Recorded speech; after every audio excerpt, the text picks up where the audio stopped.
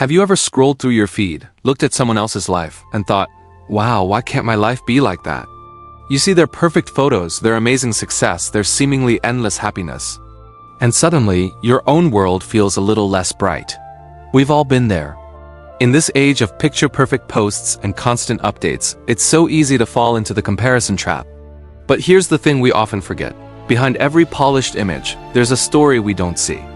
This is a story about a little crow who spent his days wishing he were anyone but himself, until a journey of discovery taught him where true happiness really lies. One beautiful, sunny morning, a crow was soaring high above a quiet village. He decided to rest and landed on a sturdy tree branch overlooking a peaceful pond. Down below, he saw a magnificent swan gliding gracefully across the water. Its feathers were a dazzling, brilliant white, shimmering in the sunlight. A small crowd of villagers had gathered at the water's edge, their faces filled with admiration, pointing and praising the swan's elegance. The crow glanced down at his own plain, black feathers and let out a heavy sigh. "Everyone loves the swan," he mumbled to himself, "but they shoo me away the moment they see me." Feeling a mix of curiosity and a pang of jealousy, he flew a little closer, hoping to get a better look at the celebrated bird. But as soon as the villagers spotted him, their friendly smiles vanished.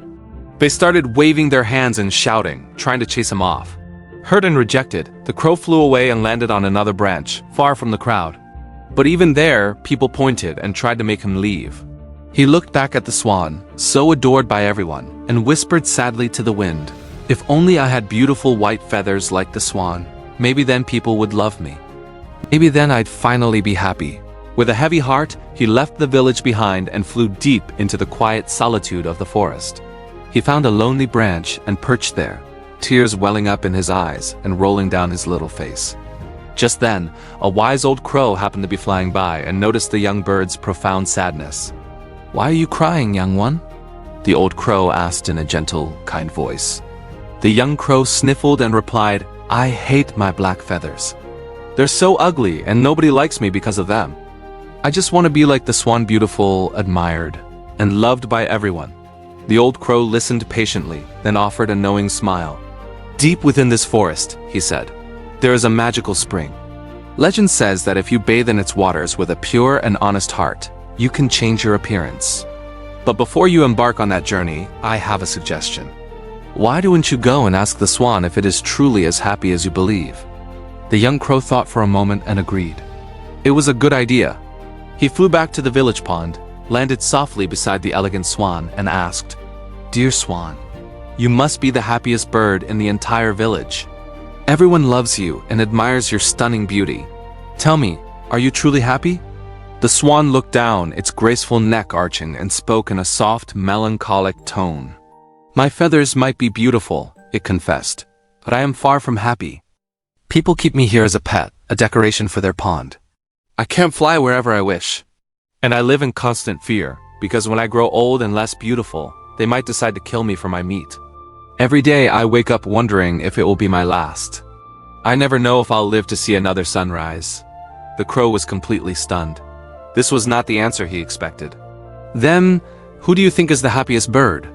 he asked, his voice full of confusion. The swan thought for a moment. "Perhaps the parrot," it replied. "It's so colorful, people love to keep it, and no one would ever want to eat it." So the crow thanked the swan and set off in search of a parrot. After flying for some time, he spotted a brilliantly colored parrot perched on a branch, chattering away. The crow approached it respectfully. "Dear parrot," he said, "your feathers are a rainbow of colors. They're so bright and beautiful. You must surely be the happiest bird alive." The parrot let out a long, weary sigh.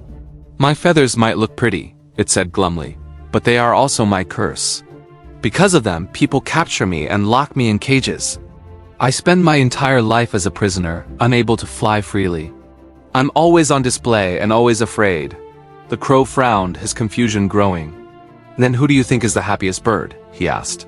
The parrot looked around and whispered, "Maybe the peacock. Its beauty is legendary. People travel from all over just to admire it." The crow thanked the parrot and flew to the nearest zoo.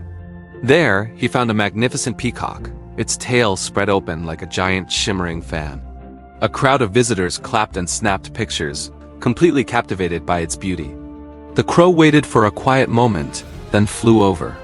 "Dear Peacock," he began, "your feathers are absolutely breathtaking. You must be the happiest, most proud bird in the entire world." The peacock turned to him, and the crow saw a deep sadness in its eyes. "No, my friend," it said softly. "I am not happy. This beauty comes at a great price. People pluck my feathers to sell them or use them for decorations. It's incredibly painful, and it happens over and over again. I wish I could live like you, free, unnoticed, and able to fly wherever my heart desires, with no one wanting to hurt me for my appearance."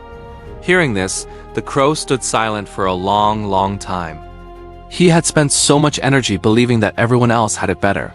But now, for the very first time, he was seeing the truth.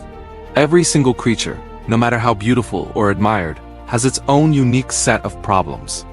Every bird, no matter how majestic its feathers, carries its own hidden burden. The crow thanked the peacock for its honesty and flew back to the old wise crow in the forest. "I've changed my mind," he announced, his voice clear and strong. "I don't want to be anyone else. I'm happy to be a crow. I can fly freely, live peacefully, and just be myself. I don't need a magical spring." The old crow smiled warmly. "Now you have learned a lesson that many spend their entire lives trying to understand. True happiness isn't found in becoming someone else. It's found in loving and accepting yourself, just as you are." And from that day forward, the little crow never again compared himself to another bird. He sang his own croaky songs with pride. He soared through the sky on his strong black wings, and he found a deep, lasting joy in being exactly who he was meant to be. This story is such a powerful reminder that comparing ourselves to others is a recipe for unhappiness. Everyone is fighting a battle you know nothing about, even those who seem to have a perfect life. So instead of looking at someone else and asking, "Why can't I be like them?" try asking yourself, "What amazing things can I do with what I have?" Be thankful for your journey. Be proud of your unique qualities. Because no one in this world can be a better version of you than you. If this story resonated with you, please give it a like, share it with someone who might need to hear it, and subscribe for more stories that inspire and teach these important life lessons. Until next time, stay grateful, stay confident, and keep flying freely in your own sky. Thanks for watching.